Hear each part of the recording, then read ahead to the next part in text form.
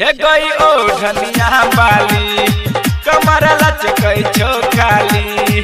हे गई ओ धनिया बाली कमर लचकै छो खाली।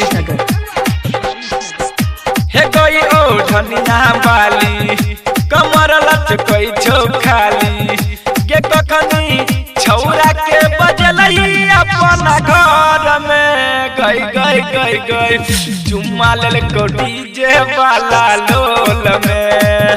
हे गई ओ धनिया बाली कमर लचकै छो खाली।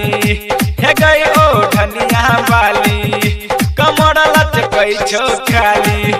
हे गई ओ धनिया बाली कमर लचकै छो खाली। Presented by Muskan Recording Studio, Krancho. एक जहिया तो देखी के तू हंस गेलही ओकरे करे जाम तू बैस गेलही तू बैस गेलही। एक जहिया तो देखी के तू हंस गेलही ओकरे करे जाम तू बैस गेलही।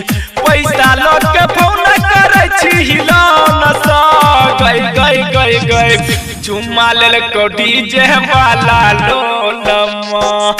हे गई ओ धनिया बाली कमर लचकै छो खाली। हे गई ओ धनिया बाली कमर लचकै छो खाली। कमर लचकै छो खाली। Writer Premi Santosh. DJ Manish Rahua Barish Nagar. एक डीजे वाला छौरा के चुम्मा तू देलही दिलीप गरोलिया के दिल तोड़ देलही।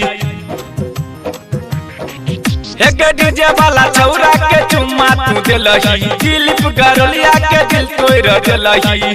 कानो सनत सबा के तोरा सोग से गई गई गई गई चुम्मा लेल को डीजे वाला लोल में। हे गई ओ धनिया बाली कमर लचकै छो खाली। हे गई ओ धनिया बाली कमर लचकै छो खाली। Writer Premi Santosh.